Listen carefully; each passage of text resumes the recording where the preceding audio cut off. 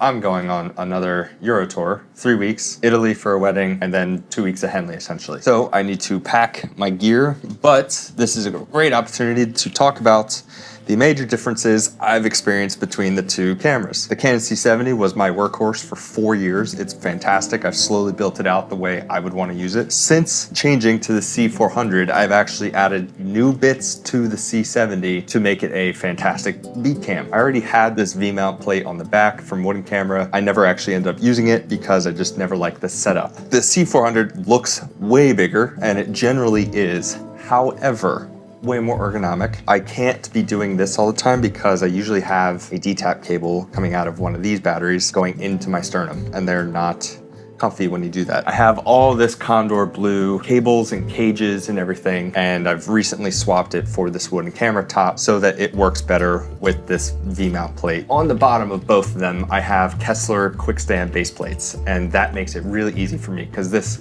fits on my carbon travel tripod from Peak Design. Now, because they both shoot C-Log 2, I've done a couple shoots with them, and it's been really nice to work with the colors just without having to go C-Log 3 with this R6 Mark II and C-Log 2, because I'm just not great at color grading. So I look for quick, easy solutions, and whatever works, works. This obviously shoots to CFast cards, and that's a little frustrating because I'm not always sure where the card reader is, but it does transfer blazing quick. I will be taking this laptop, but I did just get a Mac Mini M4 Pro so that I could leave it here to work off of my NAS drive with all my footage that I will be needing to access while abroad. We've got my Synology NAS hooked into, obviously, the network, but there's a UPS. Oh, it's actually up here.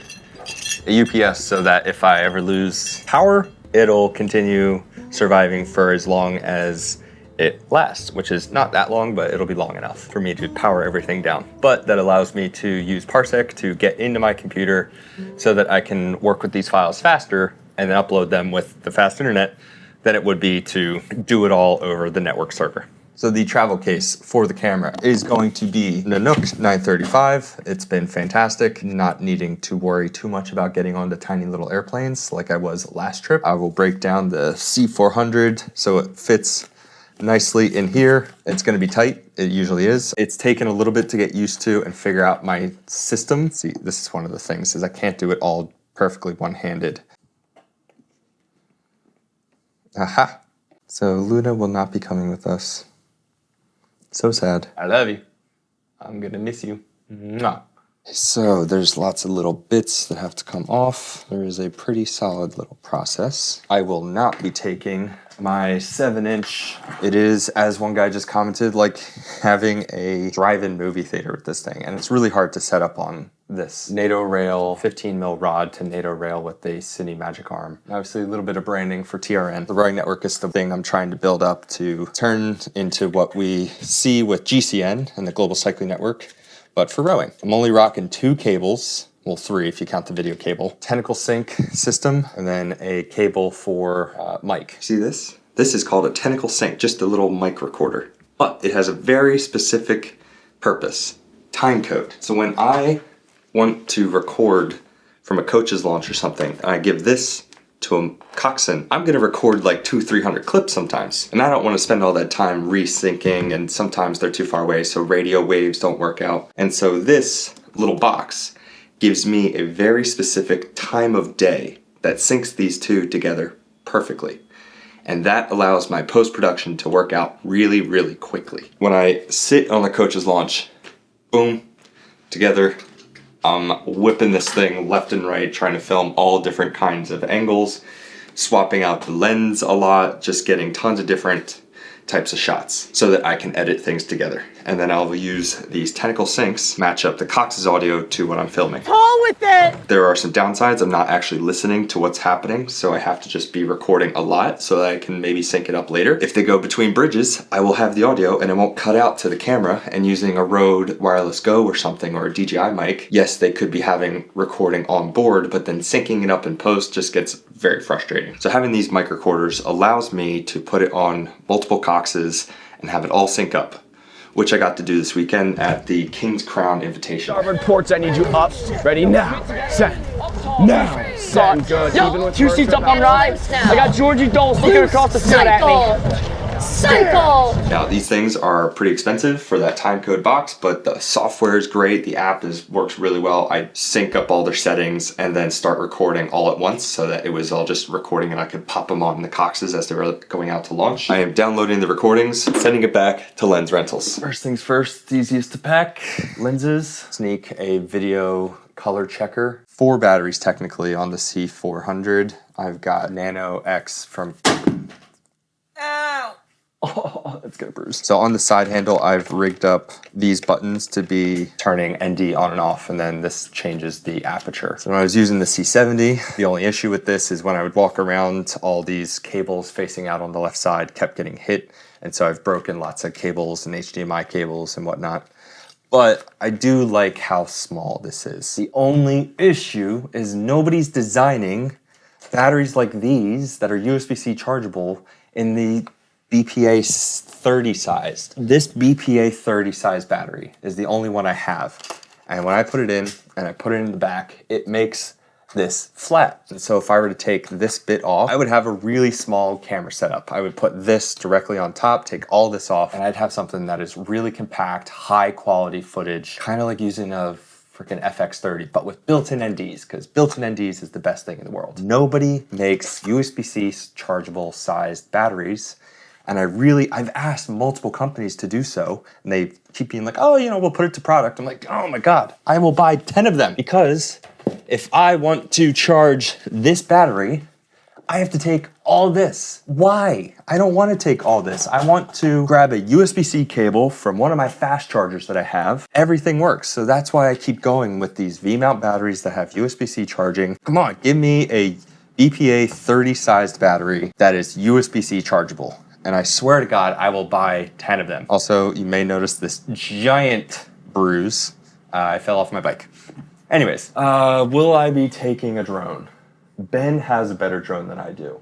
Now, I want the hood because there is a lot of glare and reflection off the water, and that helps to cut it out. Let's think, is this too tall? Yeah, it's gonna be too tall. No, that's not gonna work. Ooh, there's an opening. Aha! You're watching me figure this out in real time. I'm basically just trying to make my setup toolless. The only tool we want is the guy using the camera. Because I don't travel with the C70, I would if I had BPA 30 sized batteries. Honestly, I'd probably upgrade the C70 to the C80 if those existed, because I really am liking the full frame.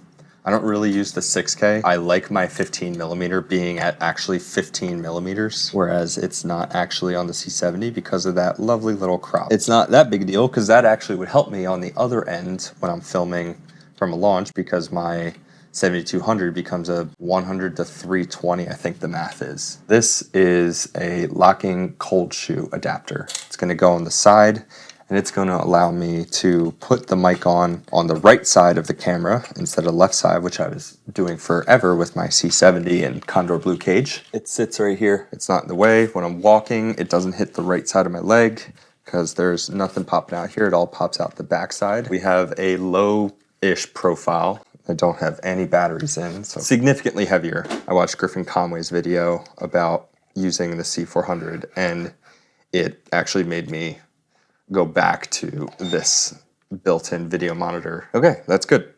Now we break this down and we put it back into the camera case. Put the C400 in, lift it up a touch, and we can comfortably, but oh, there it goes, slide in the 70 to 200. There we go. This bad boy is almost fully loaded. Travel backpack, which also works as my day bag for when I'm out filming because I love the latch system up top. I'm gonna bring an iPad Pro as a second display. When I went traveling to Midwest Scholastics, kit was fantastic.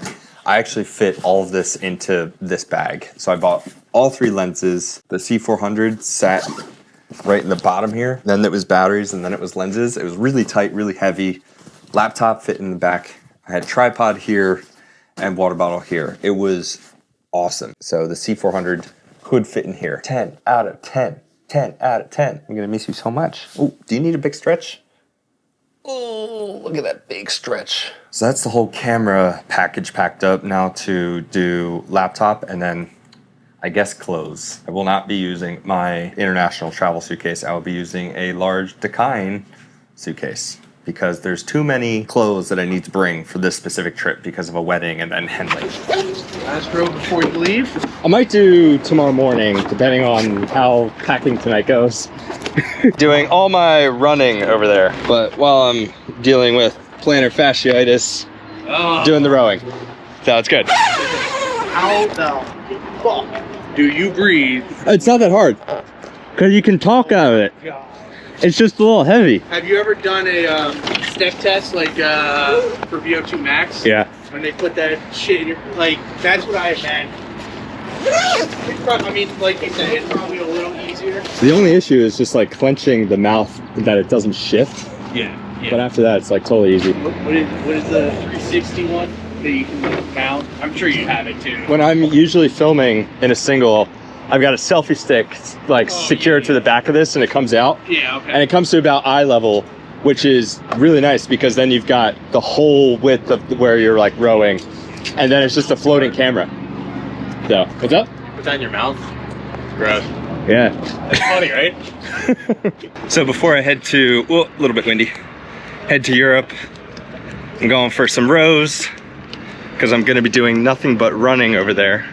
My foot's been kind of annoyed at that because I'm marathon training. Gorgeous out, so flat. Okay. It's about 8 o'clock, so sun is setting. Gorgeous views, pretty flat water, a little bit of wind.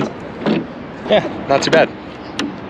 It's a good life. So right now I'm testing out and reviewing Expo, where you can do force, angle, stroke rate, curve of how you row, and it gives you a lot of data to work with. So it's similar to the Peach system and the Empower Orlock system combined, but I think better. So Jordy's been helping me out, sent this to me for me to test out, review maybe for the rowing network, and then I'll probably use it as a testing device. Sorry, my watch is beeping. Oh, look at that bruise. Freaking huge. See ya. Have a good row. Thank you. Want me to pull these down? Are you okay? No, that's good. Bont also sent me these shoes. They're really comfortable. Starboard Orlock calibrating. I can't swing that 180 on the water.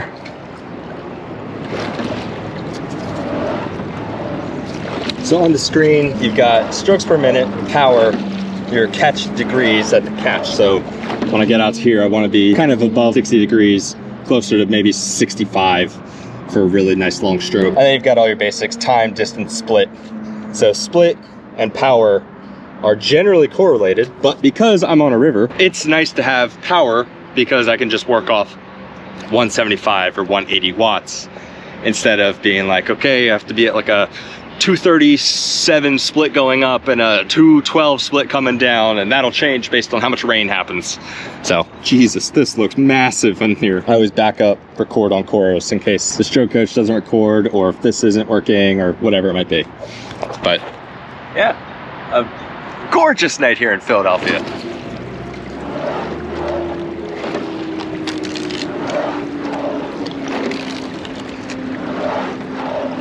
We have made it to the top of the river. When I think about the last 2 months since I've been home before going back over, all the projects I've done, all the editing I've failed to get completed because I'm like overthinking it and just not pulling trigger on some decisions. You know, that's just kind of how it goes. Your date that you have to get things done is on you, and it's your own project that you're being paid to do, paid to be promoting regattas and telling the stories of them, to do it in your own way that you're happy with. That is why I've like not posted my Heineken video or the Midwest Scholastics video or a bunch of other videos that I want to be posting, is because I'm stuck trying to edit and also make money from doing other stuff, waiting for invoices to be filled, and you get behind on like credit card bills when you're like, I have the money coming in eventually. Yeah, that's life. Taking 2 hours a day to just not think about it, or let your brain subconsciously think about it while you're trying to hit splits or die, as Henrik Rummel would say. But it's a gorgeous night. Time to take it back in and go finish packing before heading off to Italy tomorrow. Flying out of JFK because the flights were like $800 cheaper than out of Philly, so I'm taking Amtrak up and just whatever. So I'll probably be editing this video during that journey over. Okay, into the mouth. Another 8 o'clock to 9 o'clock row. Nice and late in the evening, but it is so flat, so calm, so empty. Gotta love it. If I go out this late, I should be putting a light on. I did not. That's my bad. But I know there's no one else out. And that will upload to the internet and Strava, and it's all good. Look at Boathouse Row, all lit up. And Philly. And me, in the dark. Allison, look. It's the Coliseum.